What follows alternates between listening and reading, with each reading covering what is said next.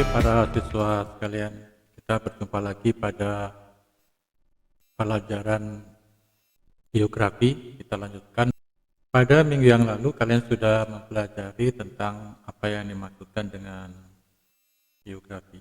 Tapi untuk kali ini, mari kita memulai lagi dengan apa yang dimaksudkan dengan teks biografi. Kita mulai pada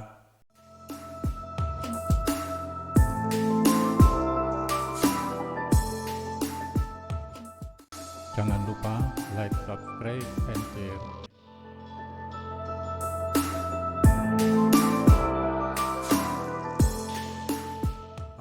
Pembelajaran Bahasa Indonesia kelas 10, yaitu pada KD 314, menilai hal yang dapat diteladani dari teks biografi.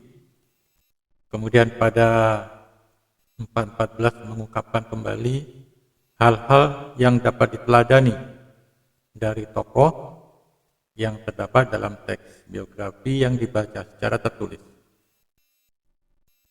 Oke, mari kita lanjutkan materinya. Judulnya adalah belajar dari biografi. Maksud dari materi ini adalah bahwa kita diharapkan bisa belajar dari biografi. Ya, biografi yang ditulis oleh orang untuk memacu kita, untuk memberikan contoh pada kita, untuk meneladani tentang tokoh-tokoh yang ditulis dalam biografi. Pada materi ini kita akan mempelajari tentang pengertian dan jenis-jenis teks biografi. Kemudian juga akan dipelajari juga tentang butir-butir penting yang dapat diteladani dari teks biografi. Kemudian penyajian kembali aspek-aspek yang dapat diteladani dari tokoh dan teks dalam teks biografi. Kemudian analisis aspek makna dan kebahasaan dalam teks biografi. Kemudian yang terakhir adalah penyusunan teks biografi berkaitan dengan bidang pekerjaan secara lisan dan tulis. Pada materi kali ini kita akan mempelajari tentang A, B, C saja. Sementara yang untuk yang D dan E kita pelajari pada pertemuan yang akan datang karena waktu yang tidak mencukupi. Oke, kita mulai dari yang pertama. Kalau kita lihat pada pengertian biografi, biografi adalah riwayat hidup seseorang yang ditulis oleh orang lain. Jadi dalam biografi itu yang menulis bukan diri sendiri tetapi ditulis oleh orang lain. Baik dia itu sudah meninggal maupun yang masih hidup.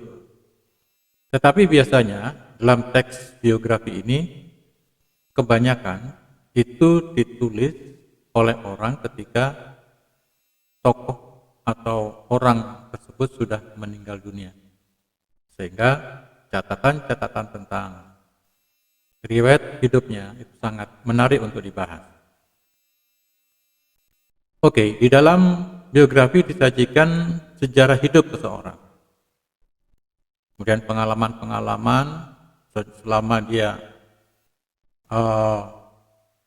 hidup, kemudian sampai kisah sukses dalam kehidupannya. Itu diulas, kemudian juga akan diberikan poin-poin penting tentang apa-apa yang dicapai oleh tokoh tersebut. Untuk lebih jelasnya,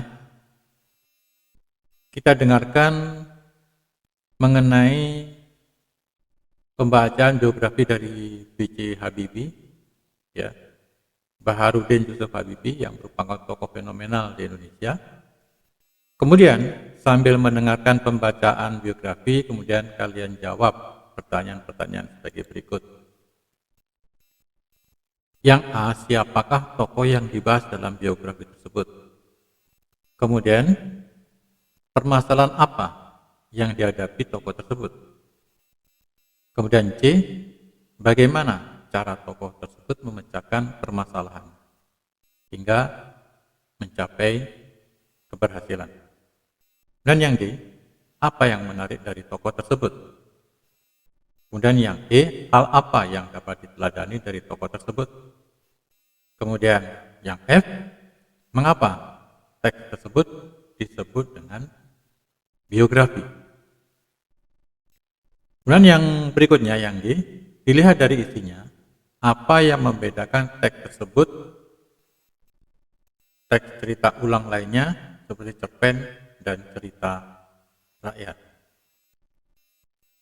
Oke, nah jawaban dikirim melalui Google Form yang sudah disiapkan. Siapa yang tidak mengenal B.J. Habibie, anak bangsa berprestasi di kancah internasional. Sosok B.J. Habibie sangat dihormati oleh ilmuwan dunia, khususnya di bidang penerbangan. Selain dikenal sebagai orang paling cerdas di antara ahli penerbangan, beliau juga merupakan mantan Presiden Republik Indonesia ketiga. Banyaknya prestasi yang telah digapai oleh B.J. Habibie dan perannya dalam dunia penerbangan nasional maupun internasional merupakan sebuah contoh panutan bagi pemuda-pemudi bangsa Indonesia bahwa setiap orang dapat berkarya dan diakui dunia. Kisah Presiden RI ketiga B.J. Habibie akan dibahas dalam video ini. Di video ini adalah biografi B.J. Habibie dari mulai latar belakang keluarga hingga beliau menjadi sosok yang dikenal oleh seluruh masyarakat Indonesia sebagai mantan Presiden Republik Indonesia. Sebelum lanjut videonya, bagi kalian yang belum subscribe, klik dulu tombol subscribe di bawah video ini dan jangan lupa nyalakan loncengnya biar kalian gak ketinggalan informasi penting selanjutnya dari channel ini. Latar belakang keluarga B.J. Habibie. Parepare 25 Juni 1936 adalah tempat dan tanggal lahir B.J. Habibie atau yang mempunyai nama lengkap Baharudin Yusuf Habibie.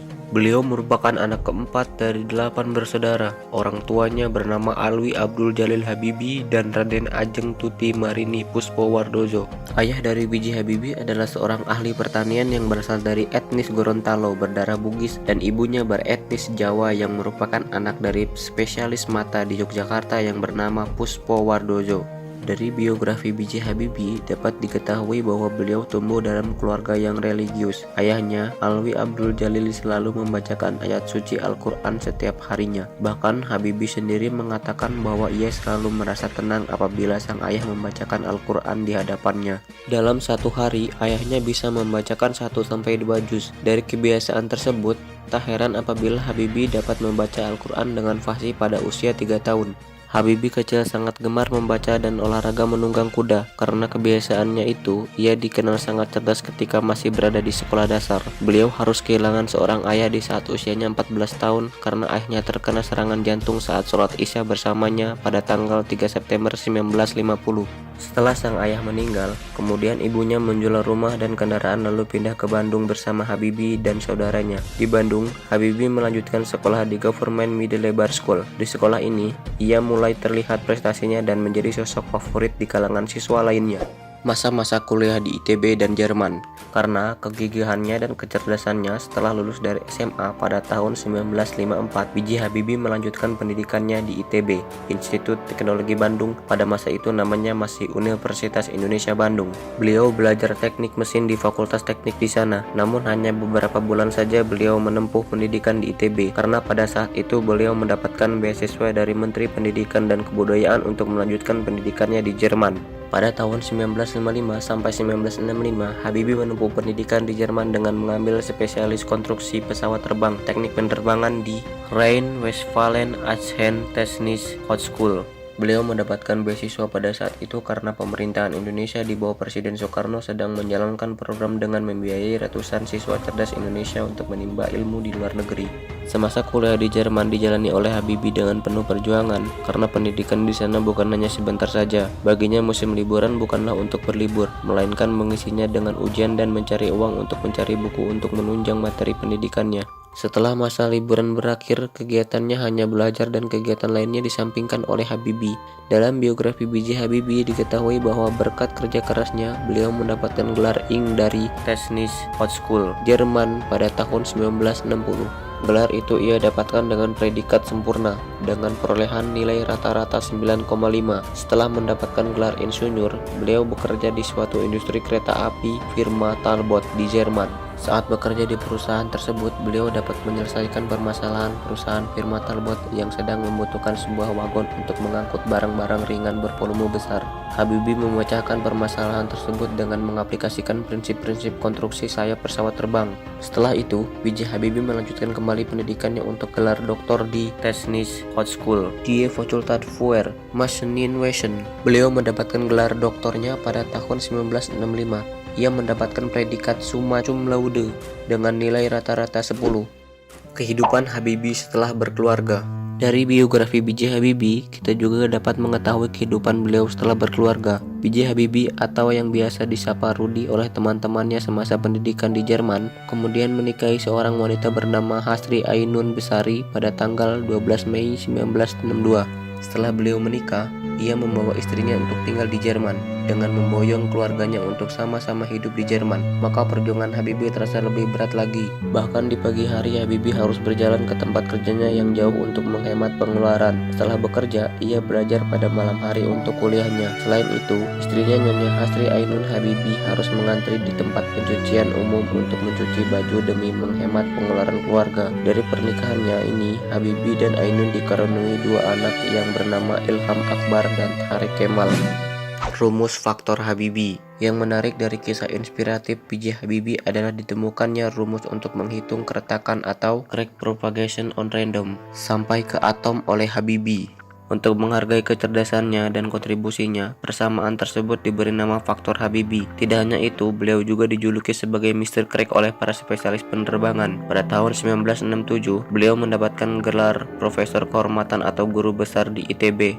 Tidak hanya itu, B.J. Habibie juga mendapatkan gelar tertinggi di ITB yaitu Ganesha Praja Manggala. Dengan segala kecerdasan yang dimilikinya, beliau juga mendapatkan banyak pengakuan dan penghargaan dari lembaga kelas internasional.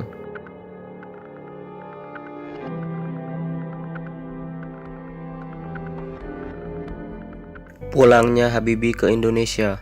Setelah menempuh pendidikan 10 tahun di Jerman, Habibie pulang ke Indonesia memenuhi panggilan dari Presiden Indonesia. Pada saat itu yang menjabat adalah Presiden Soeharto. Di Indonesia, Habibie ditunjuk sebagai Menteri Negara Ristek atau Kepala BPPT selama 20 tahun. Tak hanya itu, beliau juga memimpin perusahaan BUMN industri strategis selama 10 tahun. Pada tahun 1995, beliau berhasil memimpin proyek pembuatan pesawat yang diberi nama N250 Gatot Kaca. Pesawat tersebut ialah pesawat pertama buatan Indonesia.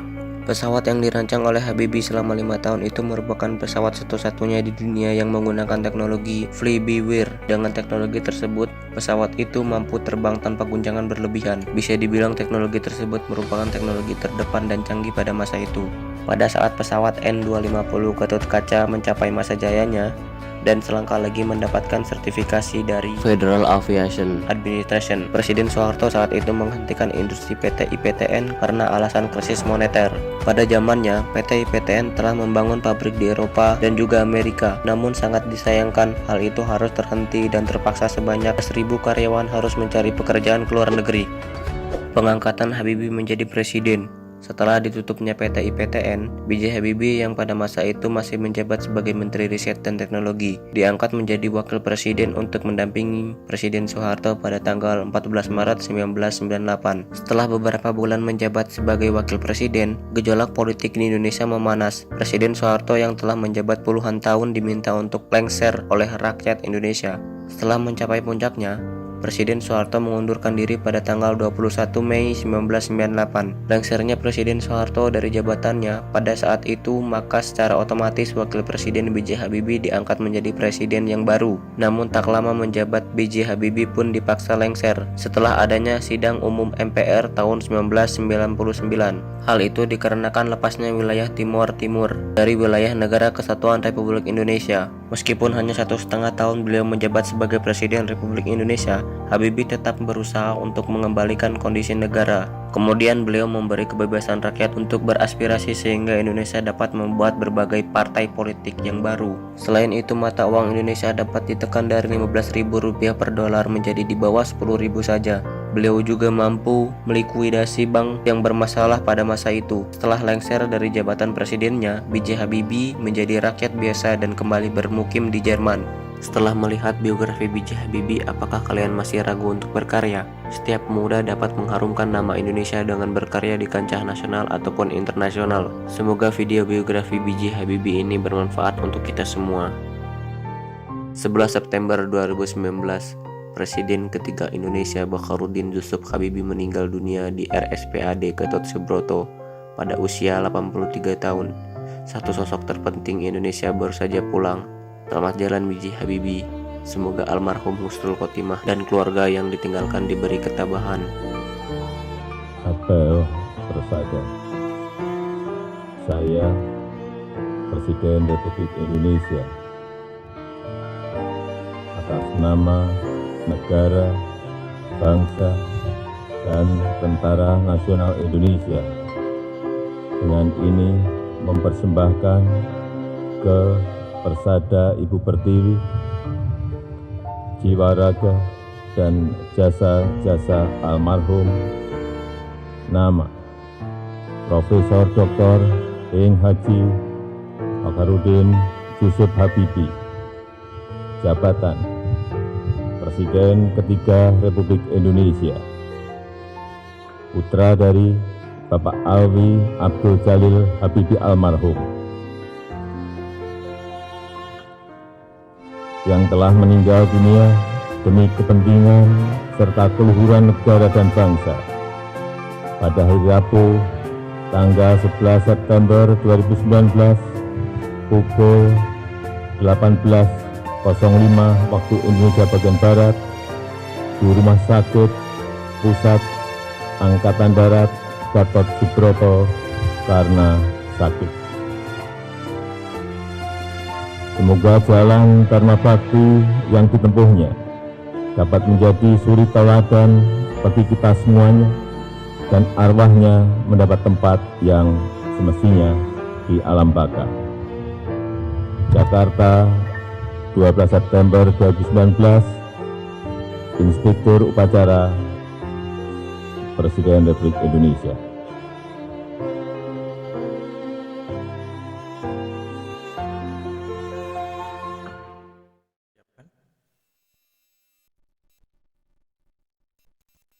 Oke, para siswa sekalian, demikian tentang materi-materi tentang geografi. Dan pada minggu depan, materi yang akan datang yaitu pada materi yang D, yaitu analisis aspek makna dan kebahasaan dalam teks geografi. Jadi unsur kebahasaan.